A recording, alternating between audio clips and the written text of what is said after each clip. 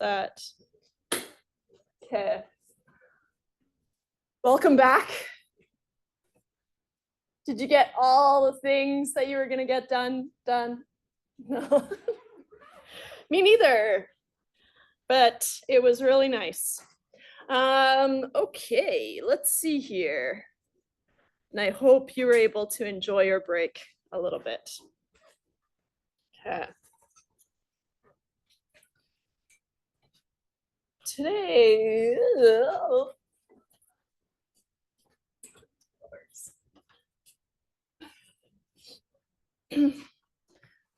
I guess it's been a while since I wrote.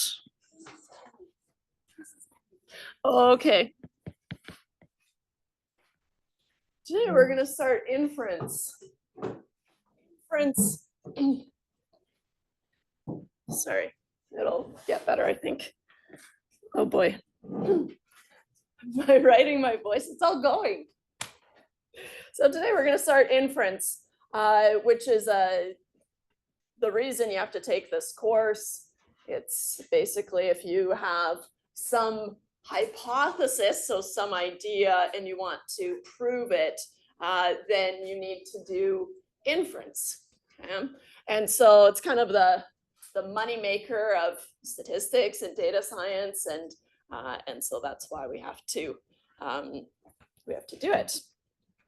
So in this chapter, we do something kind of new, new in the sense of in statistics, we haven't had computers for that long, and so kind of in the grand scheme of things, right? And so randomization is kind of a modern approach to hypothesis testing, but because that's going to be really hard to incorporate on a test, right? I'll show you, but for us today, I want to talk about just kind of setting up your hypotheses, what goes into a hypothesis, and that kind of thing.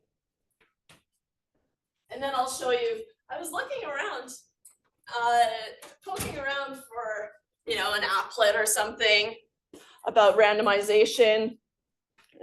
So this randomization part is kind of this new, you really can only do it with a computer reasonably. Here or there. Hearing things. And so that's the randomization part. But hypothesis testing and inference is a tale as old as time. Okay, and so if you need to prove something, right, that, I don't know, the levels of something that you're measuring in the water is significantly higher in one lake than another lake, right? As soon as you're saying, okay, it's significantly different or significantly higher, then you need some statistics to back that up, okay? So that's what we're building towards, but there's a lot of components that we need to build up before we can do it kind of all the way through. So let's see here. Okay. Hypothesis testing, which I'll abbreviate HT. I feel like, no, everything's normal. I'm just writing hard, I guess. So hypothesis testing is kind of a formal approach, and it has multiple steps. But the first step in hypothesis testing, step one, is to state your hypotheses.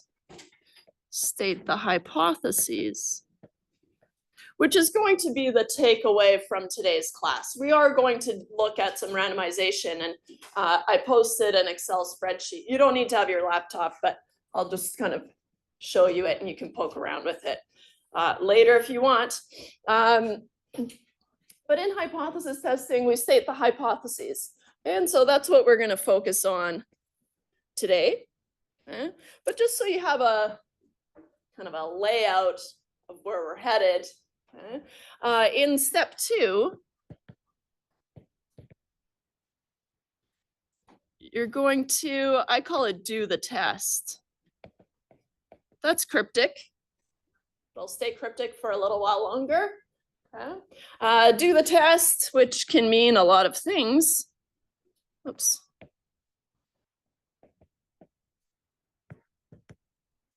Oops. Step 3 is to find the p-value. Now we're going to be able to jump there right away. Okay. These things probably don't mean anything yet. That's okay, right? It's one of those things where it's going to take many, many passes, and at each pass I fill in a little bit more, a little bit more, a little bit more, and then eventually you'll have all of it. Okay. But step 3 is find the p-value. And then in step 4, you're going to state your conclusion or draw the conclusion. Yeah. So today, I guess kind of less highlighted. I don't know how to do that, but we're going to focus on just stating the hypotheses, and then we'll be able to find a p-value using this kind of cool new approach, not new, but relatively new approach, right? And that's where I'll bring in my laptop, which I'm finding kind of distracting, but it's ready to go. Let's see here. So our hypotheses, okay, if we take it back to what types of variables we can handle, right? Let's review from day 1, right? We have categorical data or we have numerical data, right? And that's all we can kind of split our variables into. No in there. So we'll start at the top here. So our variables are either numerical or categorical. Yeah.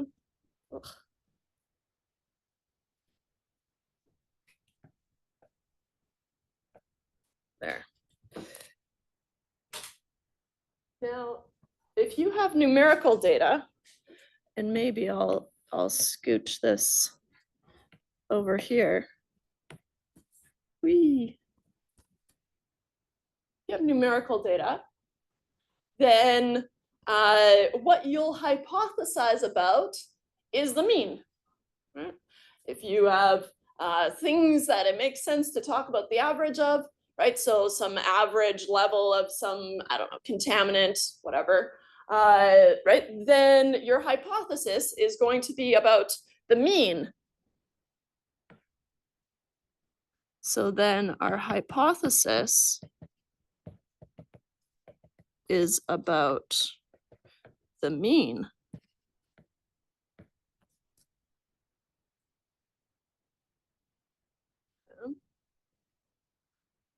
You don't want to hypothesize about the sample mean, right? We use the sample mean to try to learn about the population mean, right? And so we hypothesize about the population mean. Okay? And so our hypothesis is about the mean, the population mean, which we denote by mu.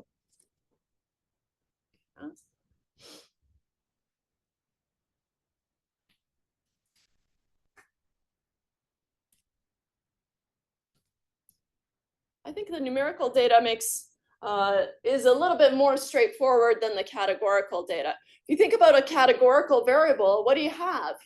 You have categories.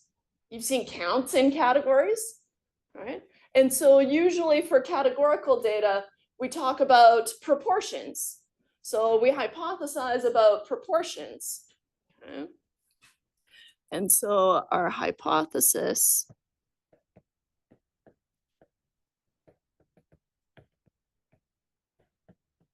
is about, I guess, the proportion. And again, it's going to be about the population proportion.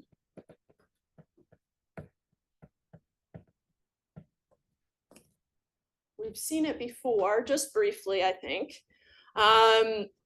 Usually we use Greek letters for the population, right? Just as an indicator that, okay, this is from a population. We don't actually know what this is. We can hypothesize about what it is, right? But we don't actually know what it is. And so that's why we use Greek letters, but sort of confusingly, I guess, we use just a lowercase p for the population proportion, and then p hat for the sample proportion. Okay. Or if you want, you can use a pi. Okay. I'll know what you mean. Okay. But pi is, a constant, and we're coming up on Pi Day. Well, I guess not so soon, but it's coming. Right? March 14th. And so, right, but I'll use p. But if you want to use pi, be proper about it, then that's totally fine. Okay, so the population proportion versus p hat, which is the sample proportion. And I'll do the same thing over here versus x bar. That's your sample mean. All right. Which is your sample mean. Okay. So, grand scheme of things, in inference, right, we use this sample statistic. Hey, where's my pointer? There. The sample statistic, right, either x bar, and I'm trying to learn about the population mean mu, or I use the sample proportion, but really I'm trying to learn about my population proportion p or pi. And so that's what inference is. And so we can talk about one mean or one proportion. How does it compare to some hypothesized value, right? Is the average level of contaminants less than, I don't know, 5? I don't know what's reasonable, right? Right? Is the proportion higher than 50% or 0.5, right? That kind of thing. So we can compare these proportions or these means, we can compare them to one thing, right? That's just kind of one sample. Okay? Or we can compare, maybe I have 2 samples, right? And I want to compare the means of both of those samples, right? And so, or maybe I have 2 proportions, right? Is the proportion here higher than the proportion last year, right? That kind of thing. Okay, so our hypothesis testing framework, state the hypothesis. You've probably done it. I remember doing it in, I want to say like grade 9 science. It's like, oh, I hypothesize that if I boil water, it will turn into a gas. And then you boiled water and then you watched it happen and you were convinced, right?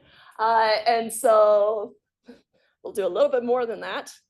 Okay, a lot more. But that's the same idea, okay?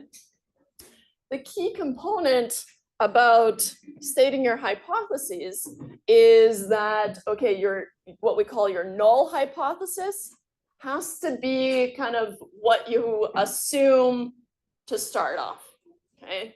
So what would it be in the water boiling situation? You'd have to assume that if I heat up water, then it just stays the same. There's no reason for me to think that it's going to turn into a gas until I see it, right?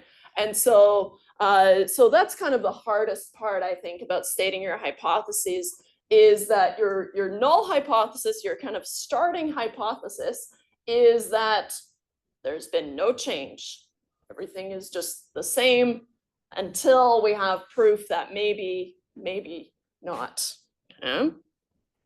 So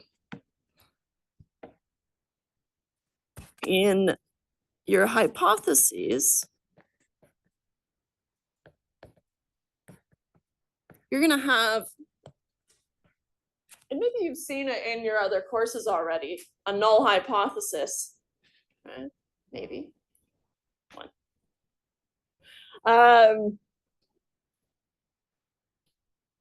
This is a H subscript 0, but we call it H naught, not for null, NA, I think it's NA. This is called H naught or H null.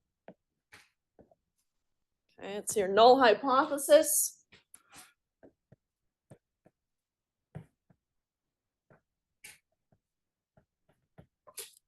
Okay. This has to be a statement of kind of your starting point. Okay?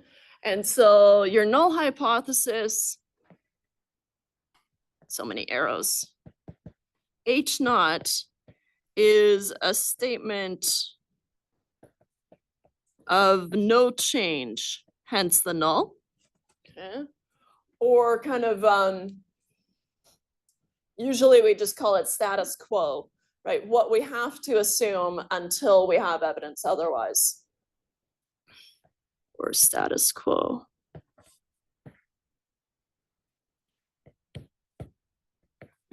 What we assume until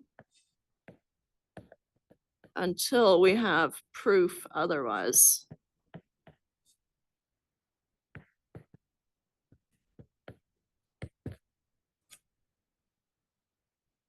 That's usually not what you want to prove. Okay?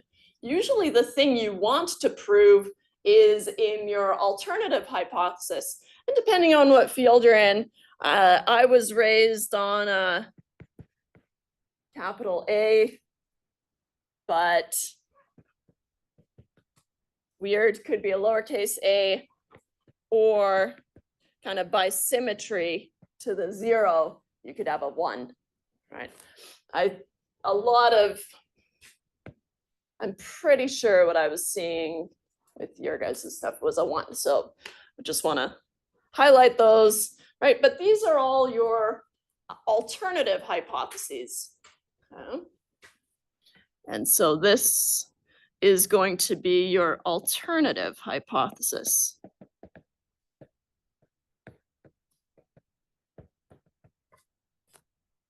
Okay. This is usually, there are scenarios where this is not the one that we want to prove because it means something bad is happening, right? But it's usually the one that we're trying to see, okay, is there evidence to support this statement, right? The alternative hypothesis. And so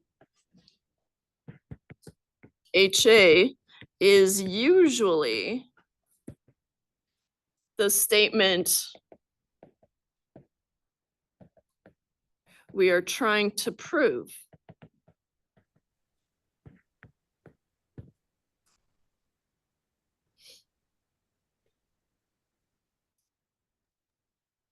I don't think I've read a textbook that doesn't love to bring in the court system in this scenario, right? And what's even more confusing is it never really explained it to me myself as a student, and so but I'll give it a go, right? If it sticks for you, there must be a reason they keep bringing it up.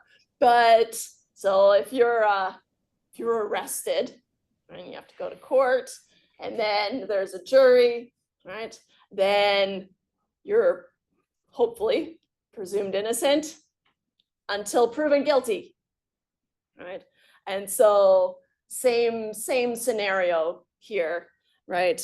We have to assume that nothing happened, nothing, you're innocent, wasn't you, until we have proof otherwise, right? Until the data says, actually, pretty unlikely, right? That could have happened just by random chance alone, right? Things happen by random chance, just on its own, right? As we'll see. But so that's kind of you go to court, you're innocent until proven guilty or something. I don't know. But like I said, if that doesn't make sense to you, that's okay. It didn't make sense to me either. There are other ways to think about it. But maybe status quo isn't helping either. It's funny because I remember when I was learning all these things, and I would get so frustrated with one of my teachers because she's this tiny little lady, and she always wrote on the board like this, and she would talk like this. She never turned around, just tiny lady. And so then I'd approach her after class and I would say, hey, so like in this scenario, you know, just wanting a yes or no answer. That's all I wanted. Yeah, well, in some scenarios, I don't care about those some scenarios. Just a tiny little lady writing on the board. Chalk too. Oof. Anyways, that's not but that's who I learned the null and alternative hypotheses from, so it makes sense. Okay, so a big hurdle is going to be setting up these null and alternative hypotheses. Okay? Later on, you'll see that there are kind of some structured versions of these hypotheses, right? And so depending on the form of your data, right? Do you have categorical data or do you have numerical data, right? And so, but your null and alternative hypotheses, these are statements. How do I squeeze in? I'll put in the court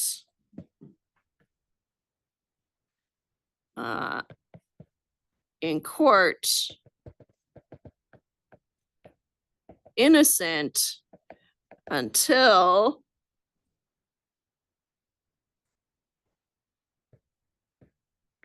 found guilty.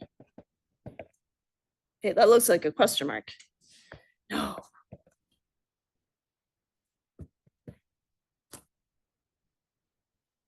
Okay. But you have to have evidence, right? So your null and alternative hypotheses are statements. Okay? And so usually we use symbols, but in this chapter where we're just introducing it, you're more than welcome to use words, just words, as long as you're talking about the mean or the proportion, the population mean or the population proportion. Okay? But what you're gonna have is, and I'm particular about this because it's a statement. Okay? So you have to have a colon. Here is my null hypothesis. This is what I am assuming until I have proof otherwise. Okay? And so then your alternative hypothesis, oops, I'm doing it all sloppy. There. Again, it was a statement.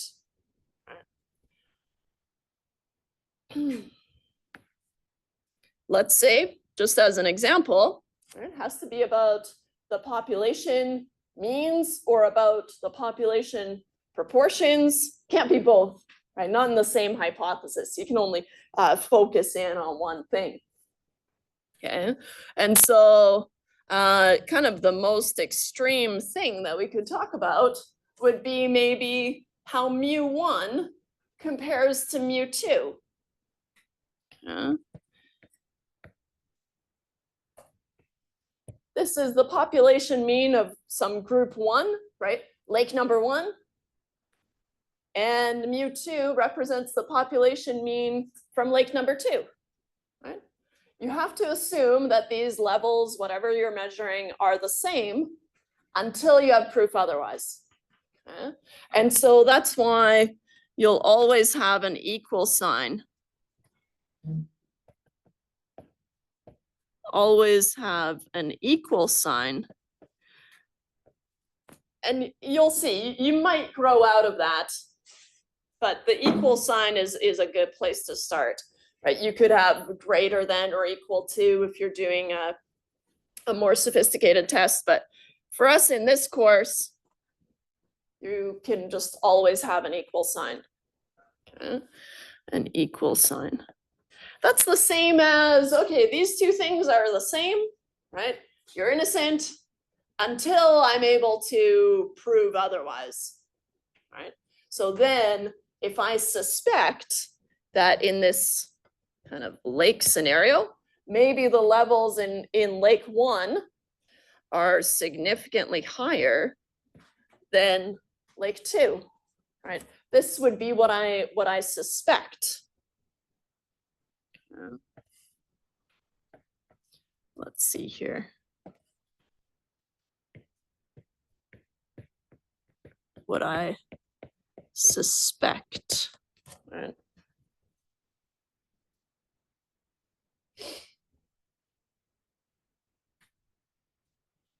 In words, right?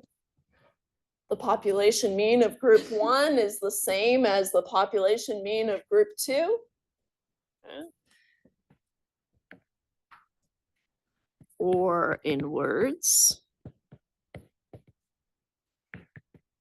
the null hypothesis is that the population mean of group 1 is the same as the population mean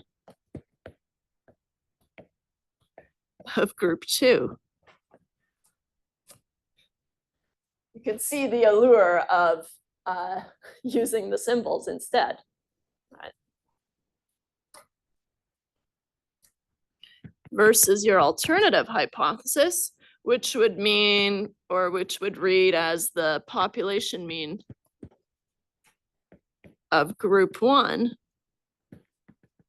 is higher than the population mean of group 2.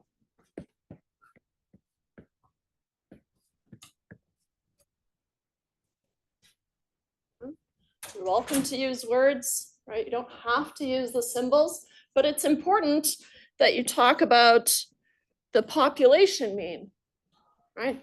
Or for categorical data, the population proportion, right? We always need to talk about the population. We know everything there is to know about your sample, right? You have your sample, you can know everything about it, right? But that's not interesting. We're trying to use that to learn about the population that it came from. What's one of the assumptions we're making? Right, going back to sampling, right? We're assuming that our sample is representative of our population. How do you do that?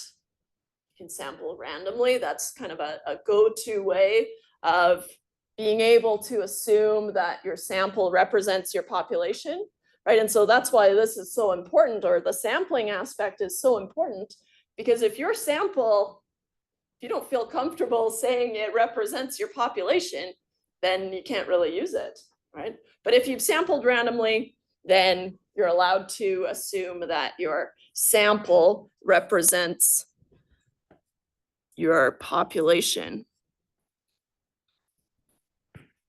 So we must assume our sample represents the population.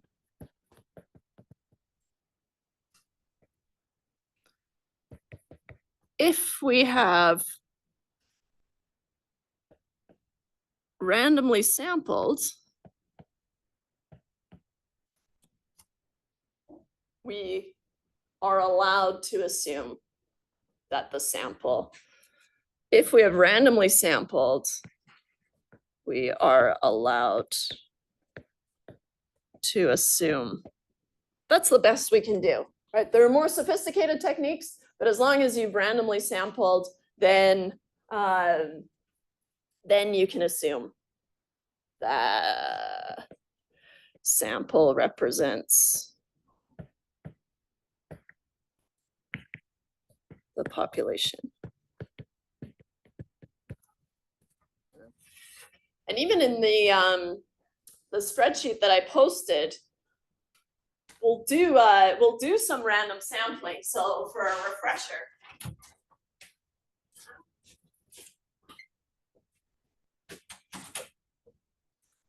Oops. It is only 8:30. Time flies. Okay. Only time flies. Okay. I was worried that would take longer. What about proportion? Right. And so if you have categorical data, then usually what we do for proportions, so in categorical data,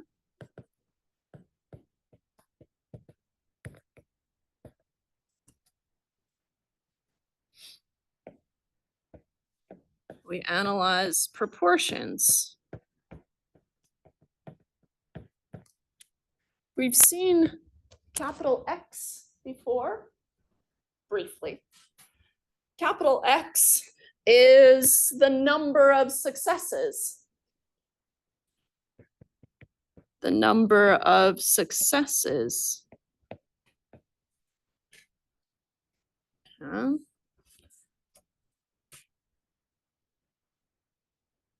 Which means we have to define what a success is. Now, a success depends on what you want to talk about. And a success, kind of confusing, is usually, you know, the bad thing that you're trying to keep track of, right? Or it's whatever it is you're interested in. Yeah. So we need to define a success. We need to define a success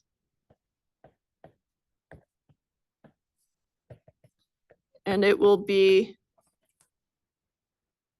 the outcome of interest.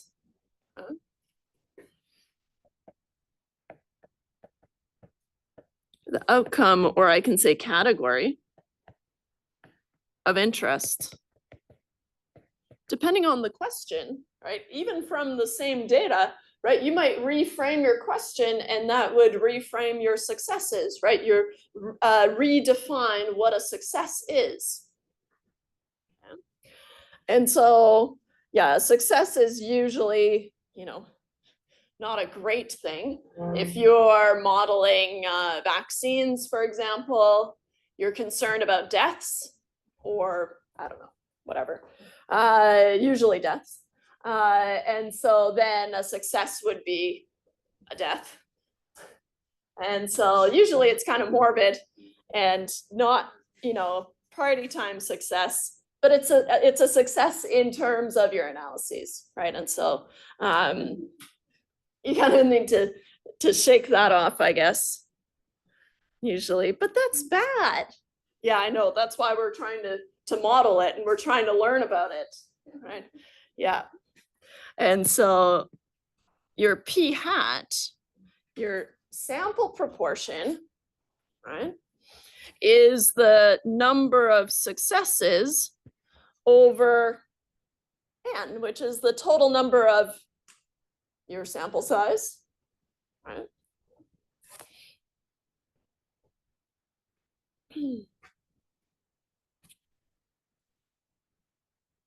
Now, I'm going to steal some output here. I actually have it in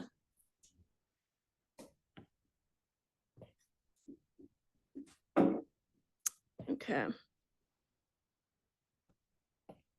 I'll introduce the example first because I have the data in that Excel spreadsheet. Okay. And so the example is from this experiment. Juicy. What does an experiment mean? Means we could imply causality, right? That's nice. Yeah. And so this experiment was done on 48 bank supervisors who identified as male, this is in 1972, attending a management institute at the University of North Carolina in 1972. So they're, taking a course and learning how to be managers and bank managers specifically. And so I assume part of the course was, here's a stack of resumes, tell me who should get promoted. Okay? And so they were asked to assume the role of the personnel director of a bank and were given a personnel file to judge whether the person should be promoted to a branch manager position. Okay? And we've seen this before, right? This is how you would set up an experiment in this case, right? You would want to have identical resumes, right, or files or whatever, with just one change, right? Because then you can attribute any differences to that one change, right? Any significant differences. And so the files given to the participants were identical, except that half of them indicated the candidate identified as male and the other half indicated the candidate identified as female. Okay? And so these files were randomly assigned to the bank managers. Now it's reasonable to assume that some of these files do deserve to get promoted and some of them don't, right? Just kind of, that's natural, right? And so it doesn't say anything about, oh, everyone should have gotten promoted, but they didn't. Right? And so kind of a natural distribution. And so they're going through these and, oh yeah, this one should get promoted. This one should get promoted. This one, no, I don't think so. Right. And so then we get summary data. Well, actually, what would the summary data look like? Let's start there, kind of thinking outside the bun.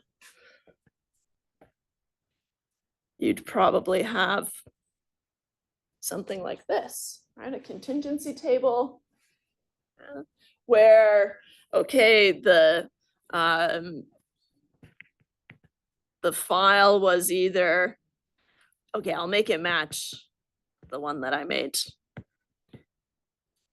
female or male, right? And they're either going to get promoted or not promoted, right? There was a decision made.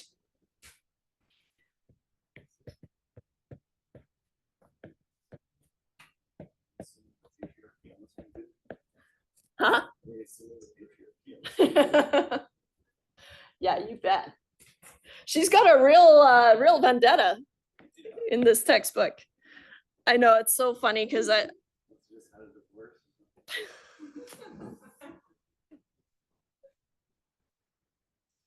it's from 1972, so I know. My husband keeps saying, don't use that one. Like, well, she feels it's important. So who am I to go against Mina? So anyways, so it's good because we can wrap our head around kind of the scenario.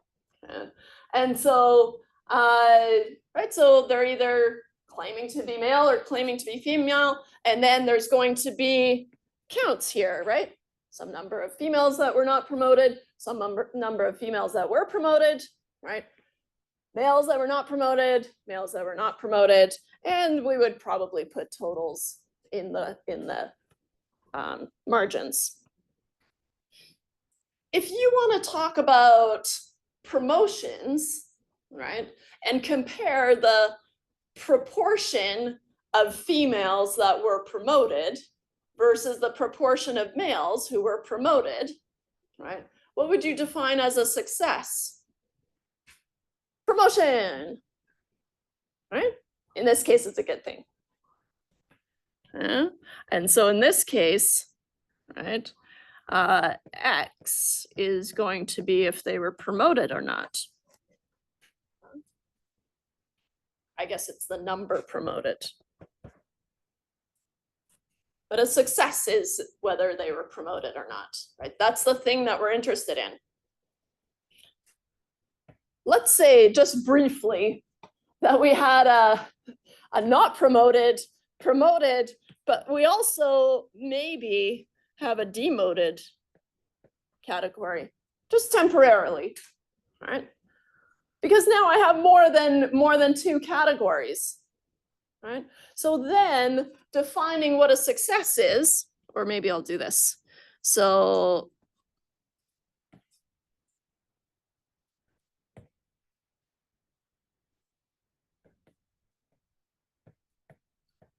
demoted.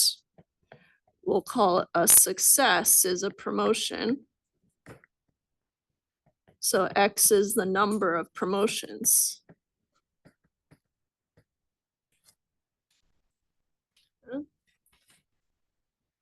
That's still going to work, right? Even if there was an option to demote someone from this review, right? Because now I have 3 categories, right? But if I do this,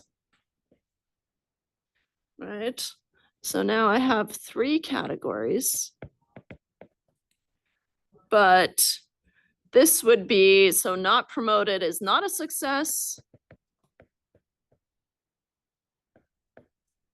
and demoted is not a success.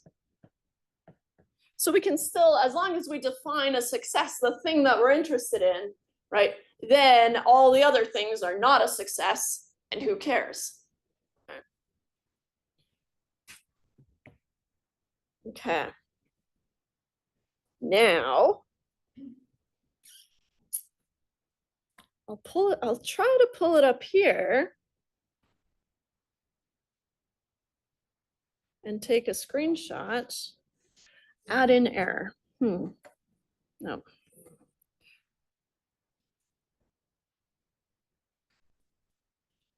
Okay. Might be loud, might not be.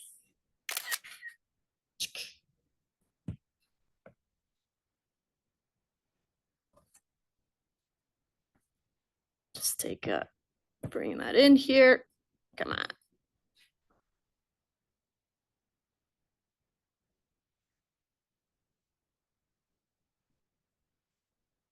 So this is that spreadsheet that I posted. And so here we've got the data first, and then in the next tab, I'll have the randomization, which I spent way too long making last night. Like, oh, I want to show them. Yeah, like I was saying, I tried to find an applet, but I couldn't find any, so I made one, sort of. It's not very good though. But we'll hold up here.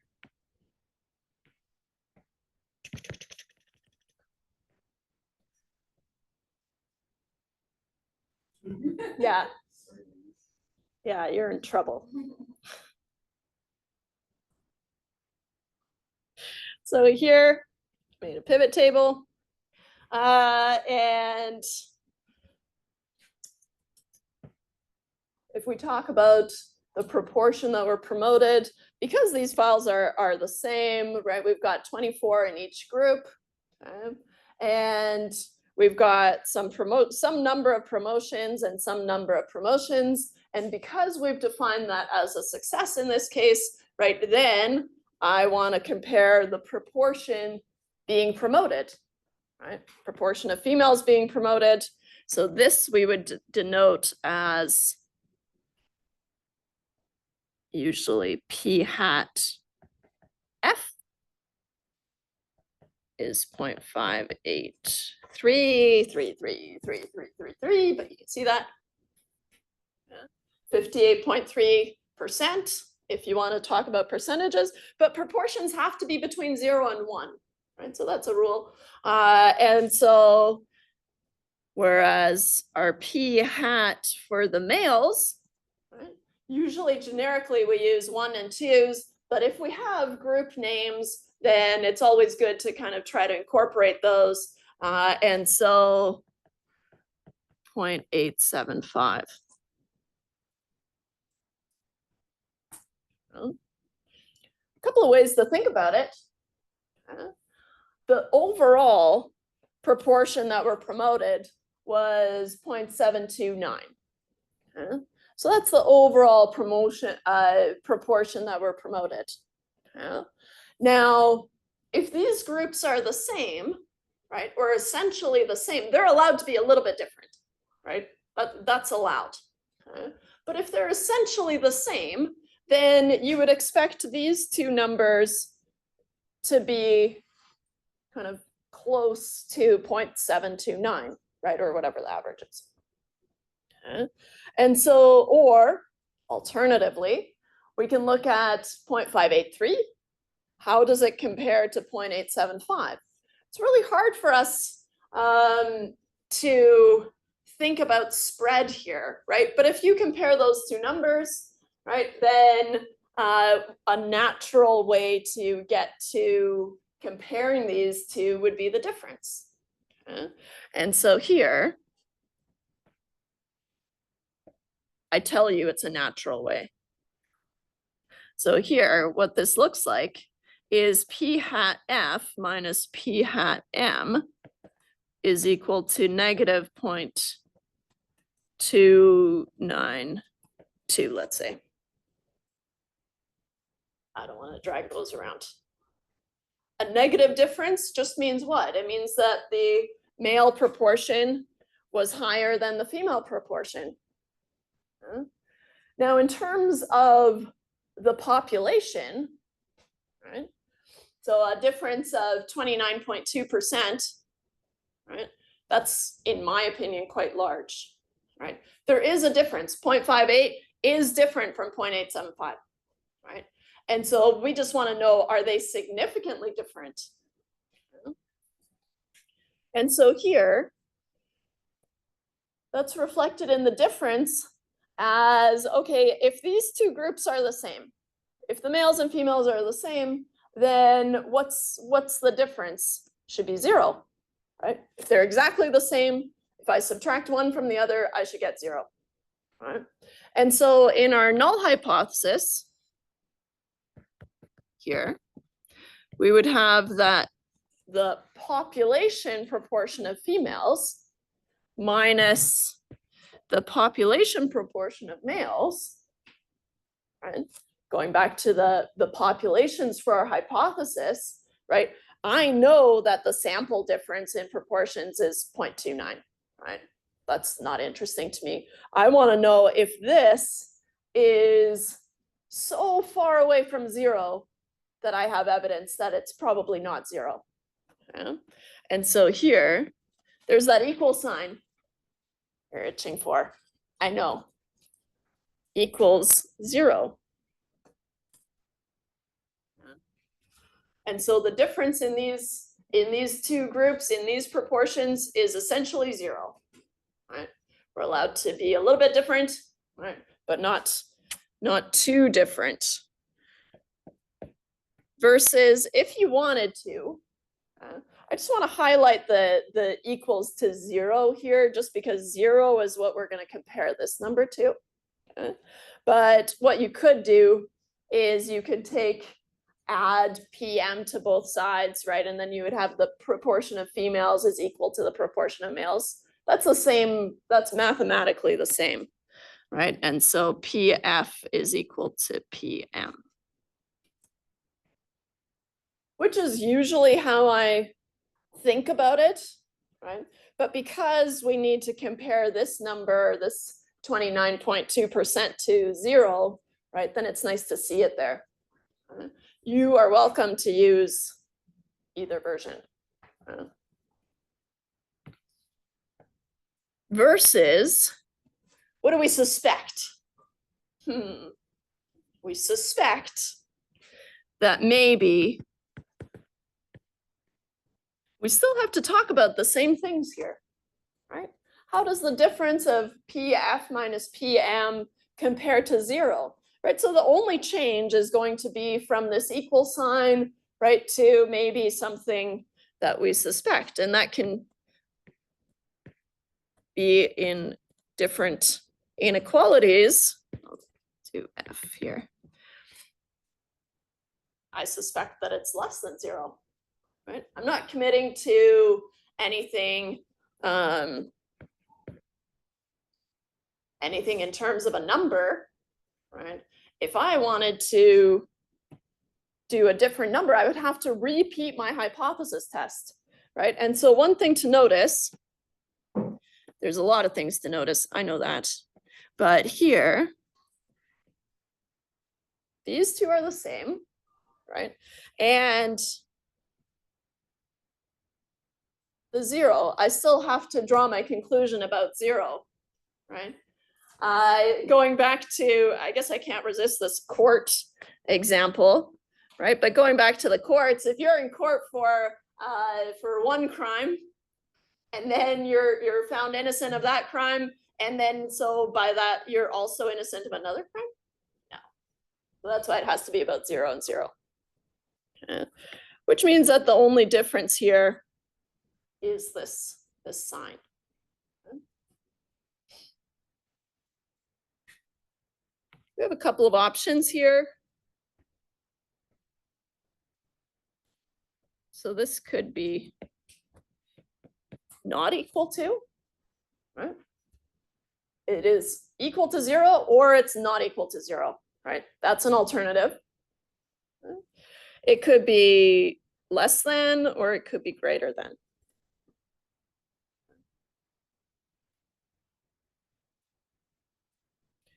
Just in general, the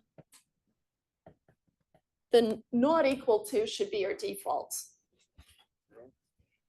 And so here I've got this kind of natural, what we call a one-sided test, right? And so the less than makes sense, okay? But in general, and in any sort of article or any sort of journal that you're reading, Dear Diary, no. Then you'll see a two-sided test, not equal to. But, so that's going to be your default. But for us, we have more information, and so we suspect that it's less than 0. Okay. So, how could you test this hypothesis without any mathematical formulas? Although I know you've seen a t-test and things like that, which is the do the test part. Okay. And so, and that's, you know, the more classical statistical approach is to then you calculate a test statistic and then, but then you have to assume a distribution. Now, the beauty of a randomization test is you don't have to know anything about the distribution.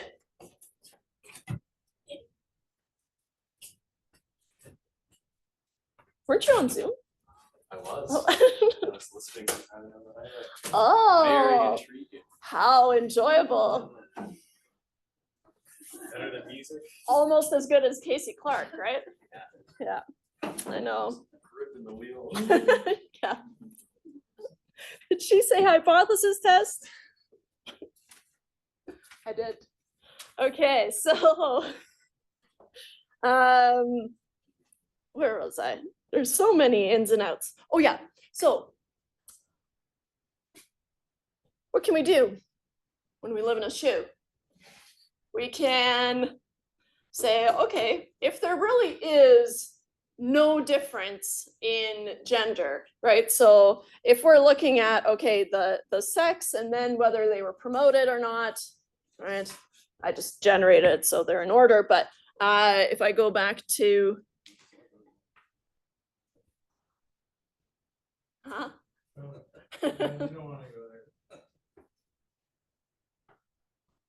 so then we've got these male, females, and whether they were promoted or not, okay? One thing that we can do is say, okay, our null hypothesis is that these two groups are the same. The groups aren't different at all, okay? Then shouldn't I be able to randomly assign a sex to whether they were promoted or not? Shuffle them up. Just throw them all in a pot. You're a male, you're a female, you're a male, you're a female, you're a male, you're a female, right? And look at those proportions. And if I find the same result, then okay, fine, right? then it's the same as just being randomly assigned, right? But if I find different results, that's where I start to think, okay, that's kind of weird, right? And so that's where the randomization comes in. And my rabbit hole, so stupid, was forcing 24 females and 24 males. I guess Excel, you can't do unique random values. Weird. So let's talk about what I did. And you can too. I thought it might be a good exercise, but then I kind of did it for you, so sorry. But I gave you the spreadsheet so you could recreate the magic if you wanted to.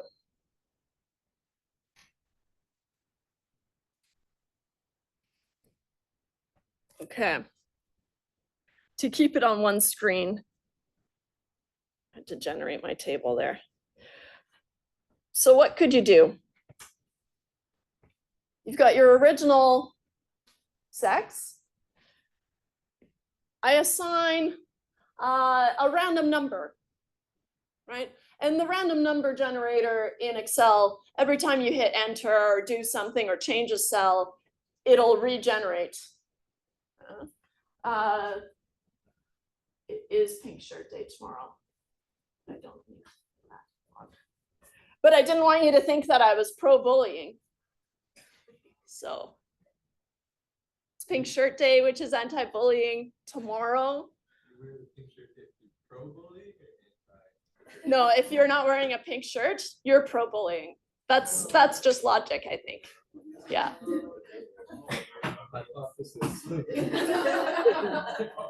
Yeah, that's some strong deductive reasoning, I think. No, but I don't see you guys tomorrow, so didn't want you to think that I didn't have a pink shirt.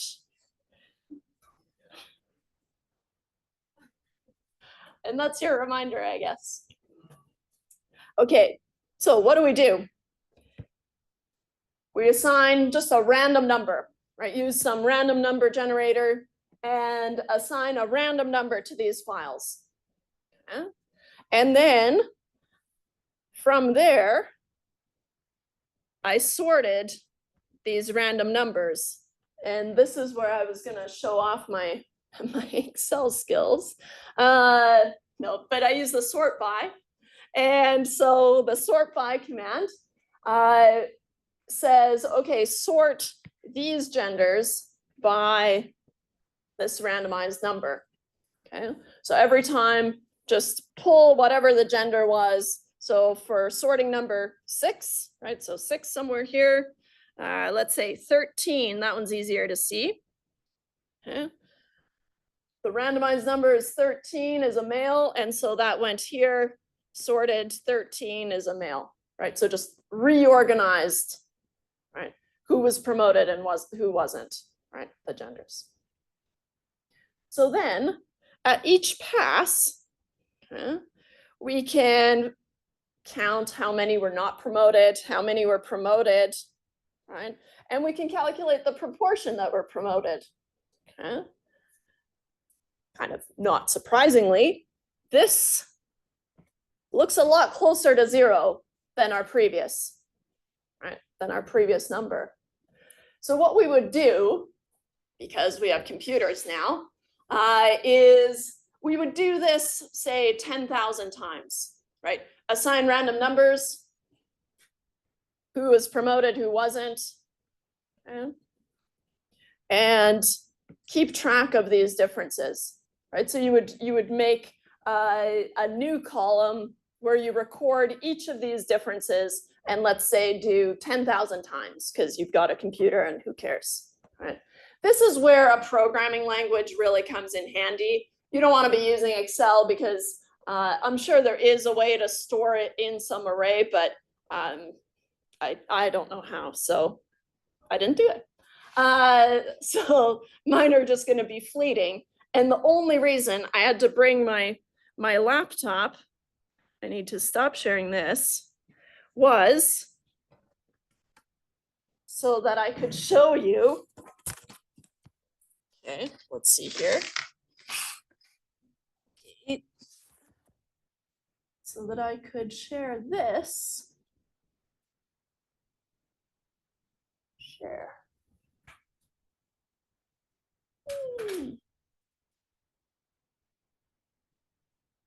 And now, oh, there I am. Let me zoom in here. Guess I can see what it looks like. It's almost like teaching online again. Okay, let's see here. I think I was just doing it backwards. So here, the one to keep an eye on is that difference. Okay, so every time that I, oops, delete something. No. I'll highlight it instead. There. So now, every time I make a change, right, the randomization, it'll generate just a slew of possible differences. Right? And a lot of these are kind of close to the difference that we saw, right? And so, and these are just randomly assigned, right? Randomly assigned genders, has nothing to do with it, right? And so we just took a promotion or not promoted and slapped a gender on there, right? And so that's what we're doing, kind of, you know, ideally something like 10,000 times. But I'm not going to do that here. There's a small one. Right? Where do you suspect these differences might be centered? Probably at 0, right? And so, but we also expect that there is variability around 0, right? And so that's the variability there is the key component that we need to figure out, okay, well, how big is this variation, right? Is 29.2% or 0.292, is it, you know, far enough away from 0 to consider them different from each other?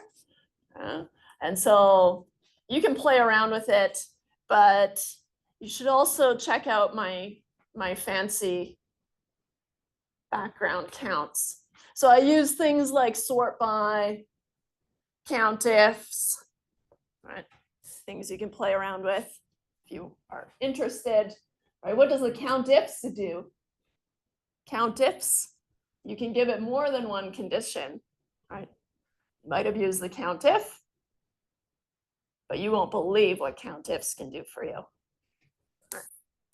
Give it some range, look for this, then in this range, look for this, and then in this range, look for this, right? That's the same as filters, right? You guys have used filters, right? Kind of comfortable with filters now, but now you can program your filters essentially with the count ifs. Okay, nice. There, that's the only reason I had to bring my laptop, just to show you my fancy, actually not that fancy contraption, right? And so for each pass here, we would record that difference and we would be able to do what? Visualize the differences, right? We can make a histogram of these differences and see, okay, what does the distribution of the differences look like? And so, kind of fun. A 0.666. Crazy. That was a weird randomization. Oh, it's because I deleted it. Back to normal. It's because the way I figured out the easiest way, I think there's a refresh button somewhere, but the easiest way is to just hit delete, but clearly that's dangerous. Anyways, so now you've seen it, and I did post that spreadsheet so you can try it, but now let's go back here.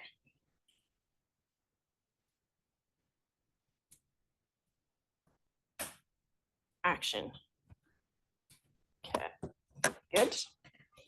Good, good, good.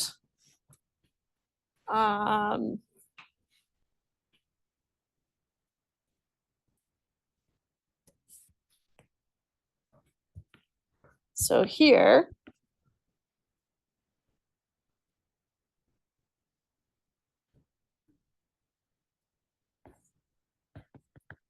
in a randomization test, I think I need more space than that.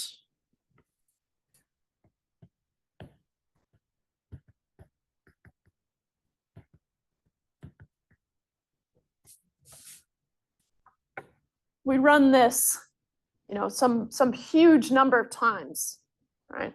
And you can imagine, right, there are some really old studies where they actually probably did do it 10,000 times by hand. How could you do it by hand? You could take a deck of 48 cards. You could write promoted on 35 of them and not promoted on 13 of them. Shake them up, lay them out. First 24 are males, the last 24 are females. Record the proportions, throw them all back in the bag, shake them up, lay them out. First 24 are males, last 24 are females. Yikes. There's an experiment called Labby's dice where he rolled dice like 126,000 times or something like that to see if they were actually even. Now we don't need to do that, but anyways. So in a randomization test, we repeat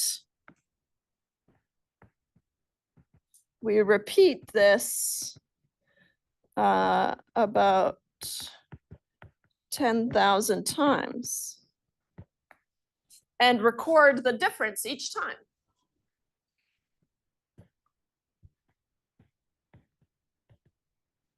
And record the difference each time. So now you would have one sample of differences, right? So now you would have one sample of differences. And I should say of 10,000 differences.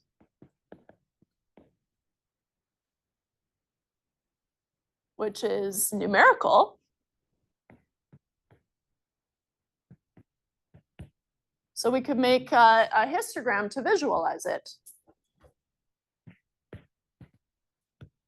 which we can visualize with a histogram. I think she used the dot plot. I'll say or dot plot, just because I'm going to steal hers. I didn't actually do it in Excel because it's not really meant for it. Ba, ba, ba, ba, ba.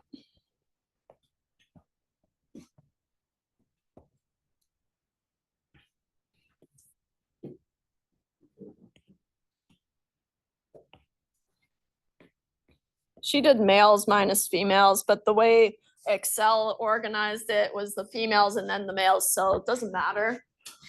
We had a negative difference, right? But if you're looking at the differences in the promotion rates of males minus females, then you would get a positive 0.292 for our observed difference, right? So that would mean P hat M minus P hat F was positive 0.292. That's the only change, right? If you reverse those, is the positive or negative. So now we're on the positive side, sunny side of the street here. And we get all these differences, right? Rounded probably to 1 decimal place, I guess. There's nothing at 0. We saw some 0. Well, I guess I had kind of botched it, so maybe we didn't see any zeros. Right? But here, if we draw kind of foreshadowing here, a distribution, I would describe this as a normal distribution, right? And that is kind of leading us into the central limit theorem and all that kind of fun stuff. And so, but there's a lot to leverage there in the normal distribution. And that's more the classical form of statistics. Okay. But here we get to the same result just by saying, hey, okay, if these two groups are so the same, then these are the differences that I would see, okay, that I saw in, let's say, 10,000 shuffles. Okay? And so a lot of these are centered around 0, but we see a lot of variability here. Right? And so what we can do is they've highlighted the ones that were larger than, that's just back. Right, so these ones, these are differences larger than 0.292. Oops. Those would support, right? Okay, yeah, sure. If we see a difference of 0.292 or negative 0.292, it actually doesn't matter. The negative would just be down here. Right? But these differences would be calculated the other way as well. And so, just be on a swivel. And so here, I feel like writing was better. Okay, so these are the differences that are larger than what we saw.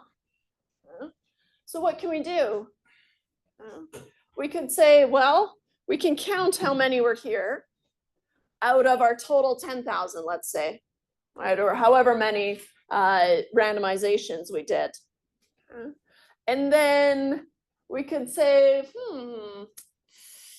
if this is a small number, right, out of our total, right, then that's evidence against our null hypothesis, right? Just by randomly assigning the genders, it's unlikely to see a difference like this. Yeah?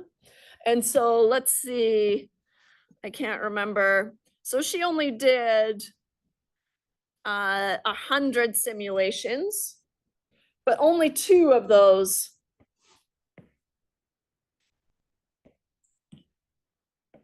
were larger than 0.292.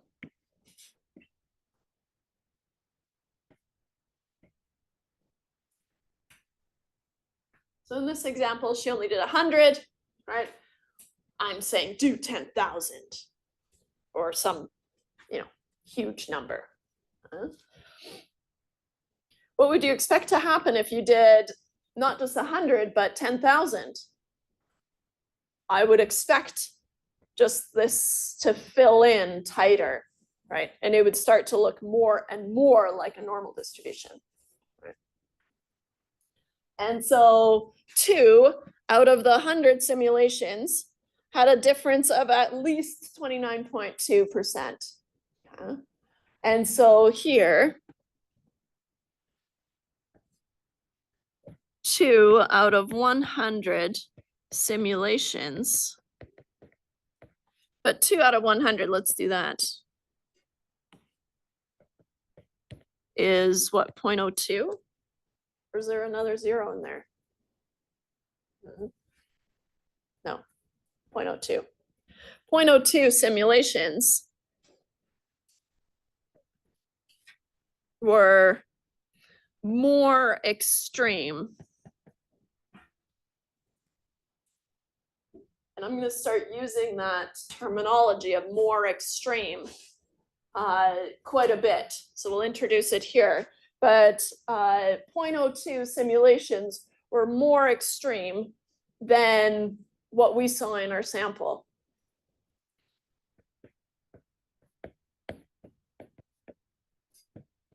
Than what we saw in our sample.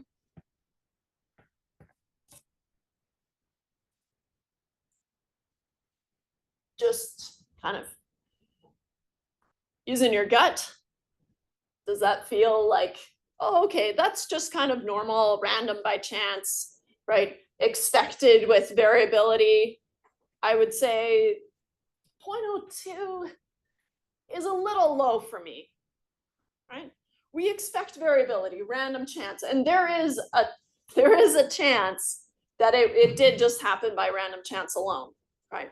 But because I only saw 0.02 of my simulations kind of doing the same thing, right? That means that 0.98 of my simulations were kind of closer to zero, right? Or in the other direction, right?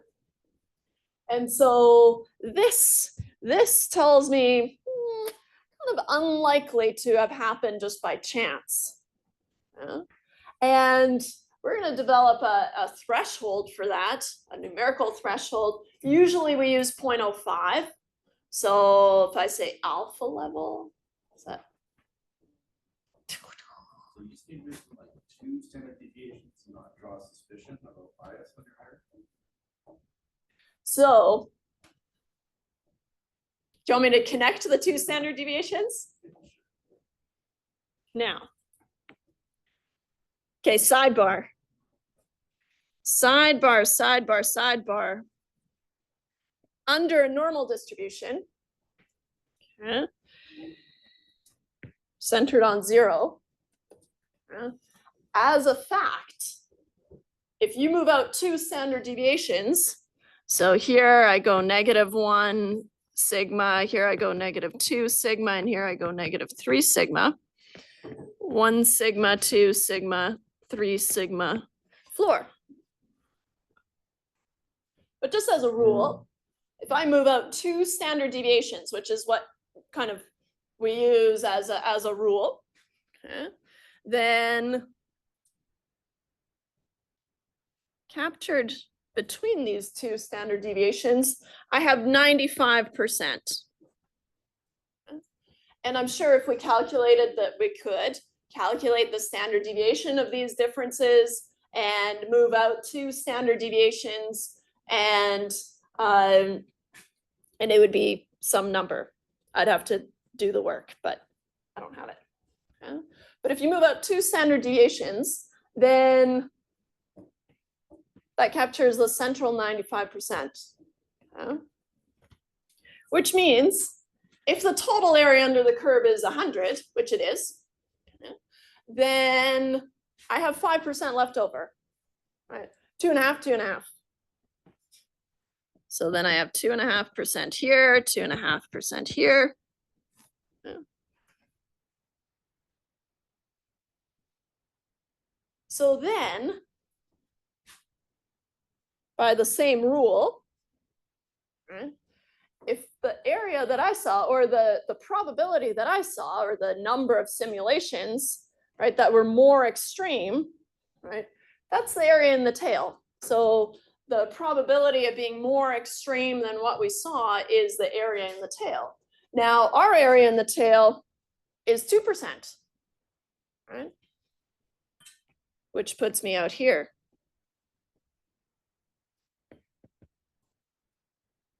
Which is beyond 2 standard deviations away. Okay? And so there is a connection there. Okay?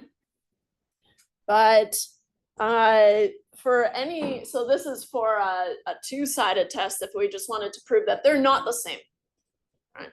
So then I move in either direction, I'm allowing room in either direction, but it's just the easier way to visualize it. Right? And so here, this is more than 2 standard deviations from the mean.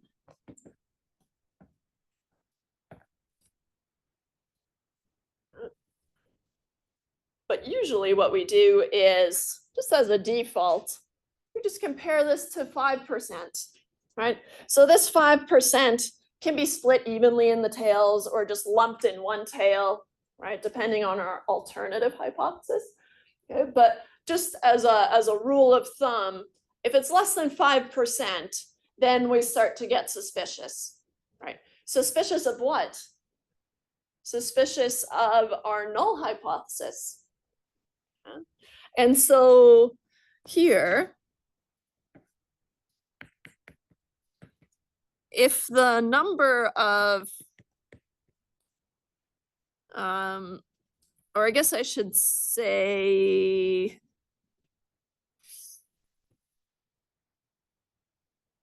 technically it's a proportion, which I know can get confusing. But if the proportion of simulations more extreme than what we saw in our sample, more extreme than our sample is less than 0.05,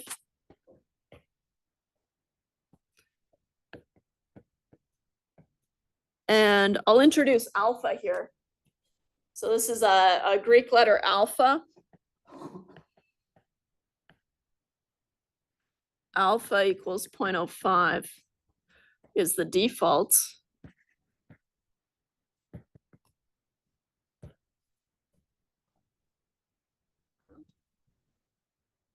So if it's less than 0.05, we start to become suspicious of the null hypothesis.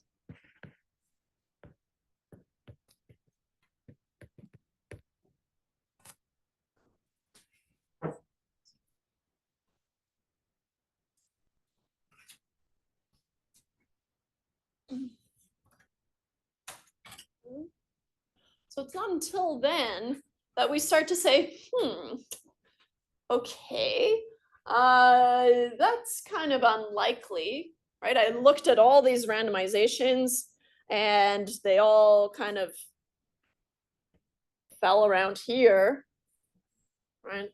It is possible that it could happen just by random chance alone. And so that's why there's always that possibility, but it's unlikely, right? 0.02 is a really small probability. And so this, this proportion of simulations more extreme than our sample is what we're going to start to call our p-value. Okay. And so here, oops, this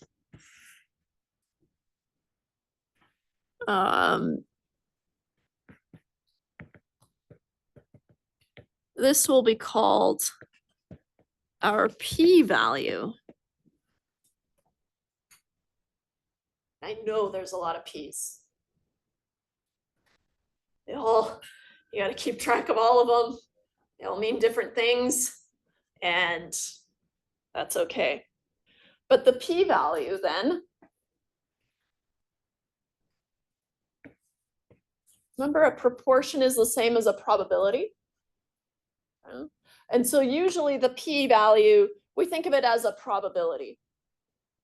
The probability of seeing something as extreme or more extreme than what you saw. And so here the p-value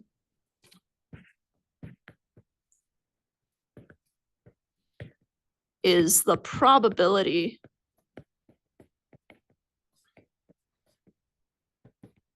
of seeing, I'll be kind of vague about it, something as extreme or more extreme, you're allowing for more extreme things, of seeing something as extreme or more extreme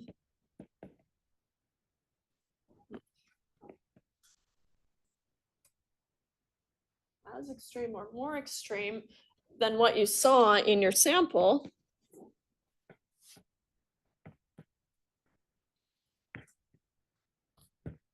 Oops. Saw in your sample.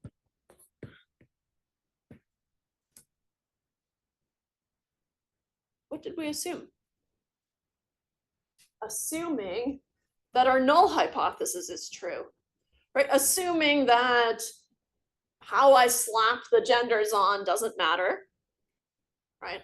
Then I saw 0.02 of those generate more extreme results, right? Which leads me to believe that, okay, could happen, yes, but unlikely.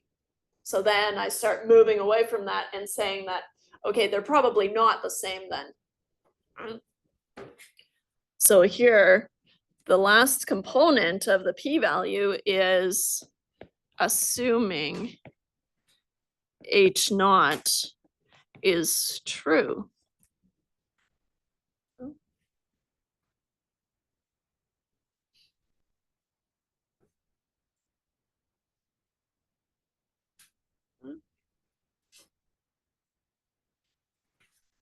So what we'll start to use the p-value for is as a threshold, right? So if it's less than some number, right? If the p-value is high, right? Then let's say the probability of seeing something as extreme or more extreme is 25%, right? You would feel comfortable with that, right? And say, okay, then they're probably just the same or essentially the same. Assuming H naught is true, but we have that 5% cutoff for 0.05. Yeah. So for our conclusion, we use the p-value to draw our conclusion.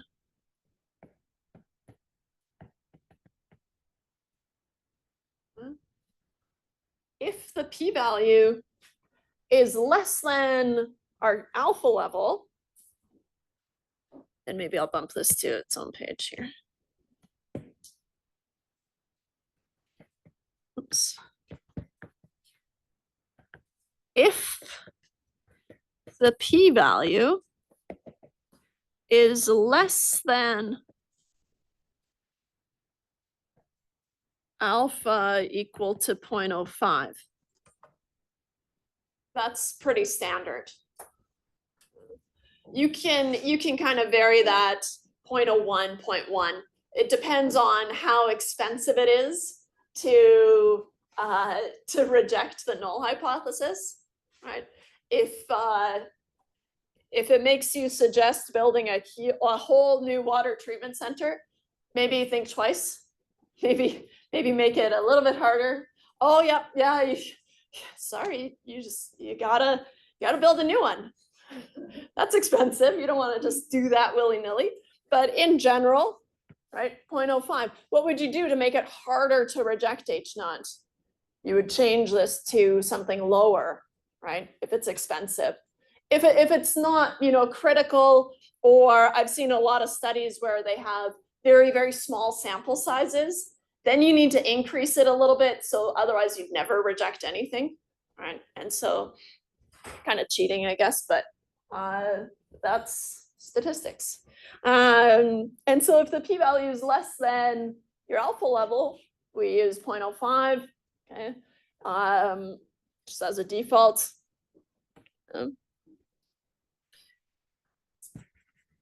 We have enough evidence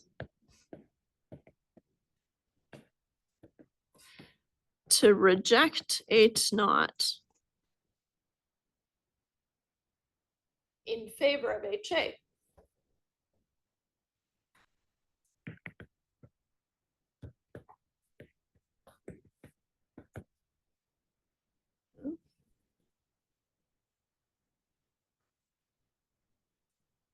There's always a p-value chance that we're wrong.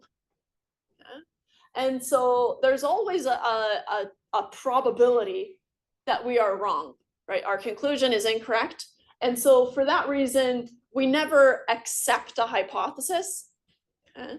Because we always allow room for, okay, well, there's a 0.02 chance in this case that we're wrong, right? It could have happened just by chance alone, but we're saying, that's kind of too low for me. I would have, expected it to be with a lump of those simulations, right? And so there is always a p-value probability that our conclusion is wrong, right? That our conclusion, our conclusion is wrong. Which is why we never accept a hypothesis, right? We can either, we have enough evidence to reject H naught, or we don't have enough evidence to reject H naught. Those are your only two options, right, in terms of your conclusion. And so, which is why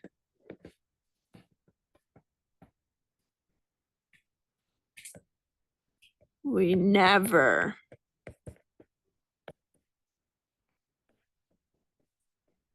accept a hypothesis. I will take marks off. Oof. I wrote it in red. Now you know. But is it going to be one of those things where, okay, she said something about accept, but I underline the never. Never, ever, ever. We have two options.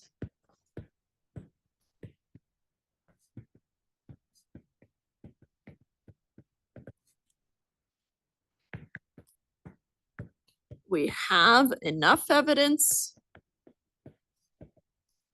Oh, we have enough evidence to reject H naught,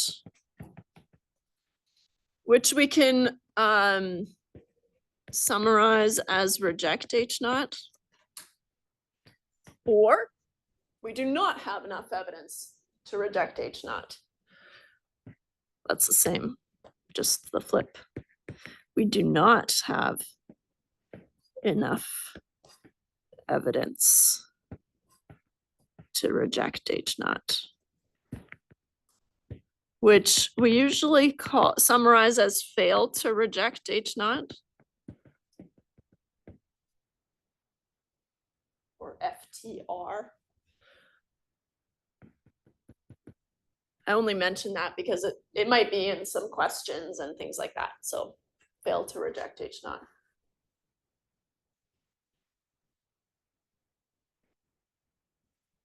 Notice how it's all in terms of H naught, which makes sense, right? Because we did all our testing assuming H naught was true, right? Assuming whatever gender you slap on there, it doesn't matter, right? That's how we did all our testing. Okay? And so your conclusion has to be about the null hypothesis, right? It's not until you reject H naught that then you feel kind of compelled to offer up an alternative, right? So then I reject H naught in favor of HA, right?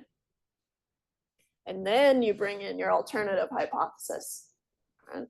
But everything hinges on your null hypothesis, which is that they're the same or you're innocent until you're proven guilty. Right? Okay. Good. I think.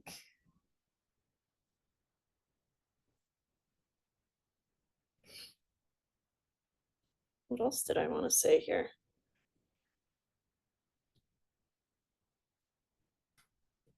While I think about it, we basically did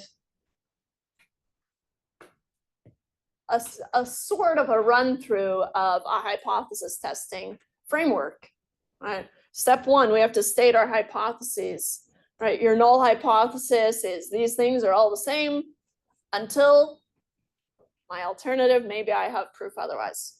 Okay. Do the test. We did a randomization test. And so we randomly assigned genders and then we looked at the proportions and we did that 100 or 10,000 or whatever number of times, right? And from there, we were able to find a p-value, right?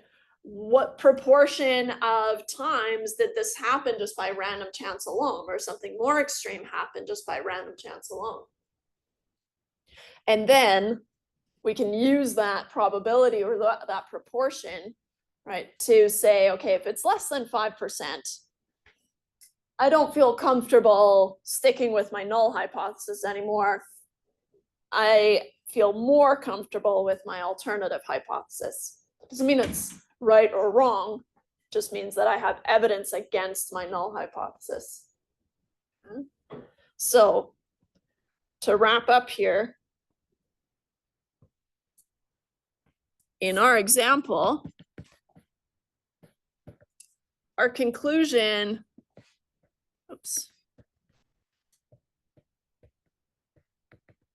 our conclusion would read something like this. Since the p-value of 0.02, so here, since the p-value, and there will be multiple ways of finding this p-value, so I'm not going to get into specifics about that in the conclusion, but since the p-value of 0.02 is, and so that's where remembering the definition of the p-value is really helpful, right? The probability of seeing something as extreme or more extreme, right? And so that takes some probably memorization, right, to start, right? And then eventually you'll kind of, oh, the p-value is now when I confess that it wasn't until I was studying for my final exam, I was like, oh, the p-value, I get it. I had this eureka moment. And I hope you have that moment as well. I don't expect it today. I don't even expect it in the next couple of weeks. But you do have to memorize it until you have that beautiful eureka moment. Oh, that's what it is. Right? For now, I'm just gonna stick with it, memorize the right things.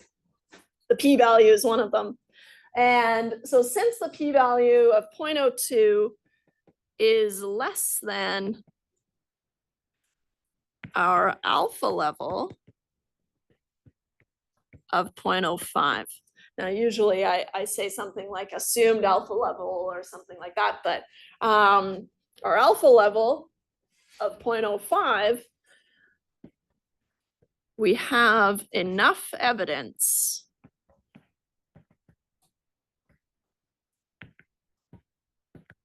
to reject H naught. If I'm rejecting H naught, then I should offer up an alternative, right? And offer up the alternative hypothesis. I rejected, we have enough evidence to reject H naught in favor of HA. That's usually not enough for a boss or a stakeholder to read, oh, okay, I don't really know what that means. So then, of course, you need to reword it in terms of the question, right? Kind of give an answer. In this case, we might say something like this. Therefore, the difference in proportions of promotions, right? That's what we're talking about.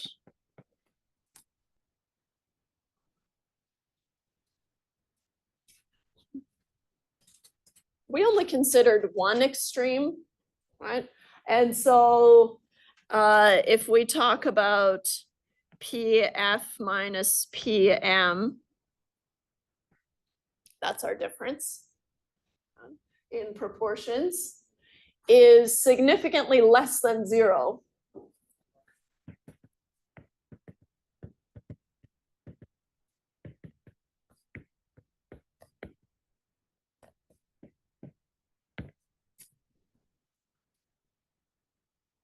Which would translate to the proportion of males being promoted is significantly higher, consistently higher than the proportion of females.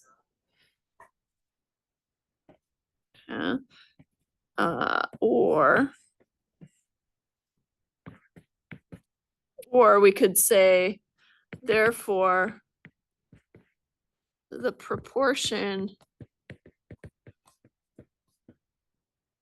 of males promoted is consistently higher than the than the proportion of females.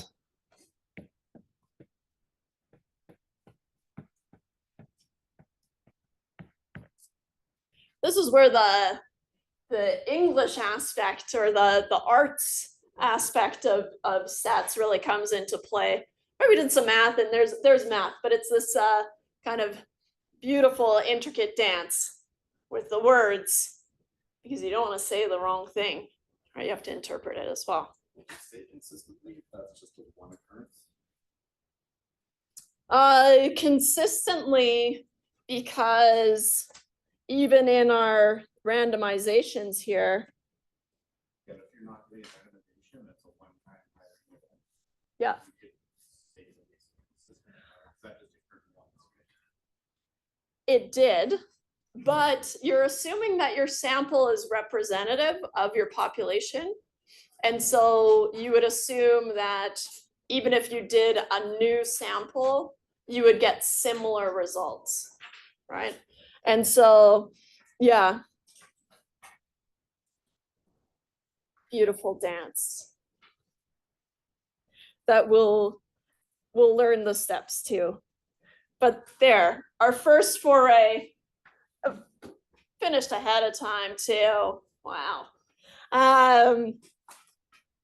Well, I want to talk about bootstrapping just briefly next day on Thursday, but then we'll introduce the normal distribution, which is kind of going to be our go-to anyways. And so we'll do it briefly, but then normal distribution. You have any questions? Let me know. Yes. So let's say you do, like, you find your p-value and it's less than 5%, Mm-hmm. but it doesn't match with your alternate hypothesis. So you just like you restart, or So you guess the opposite, say, in your alternate hypothesis. oh, that just, so in that case, you set up your alternative hypothesis wrong. And that's it. So your alternative should always match whatever the results were. So for example, we had PF minus PM is less than 0, right? But if you did PM minus PF in your calculations, you would get a positive, and that would go against your alternative. But then you would revisit your alternative and say, oh, I set it up the wrong way. So you can just go back. Yeah, look at your and- actual data again. and fix it, yeah. Because you can't use a negative number to prove that it's positive, right? So you can only use a negative number to prove it's really negative. So they have to line up. Nice. Hey, good job, guys. All right, like I said, if you have any questions, let me know. Otherwise, I release you.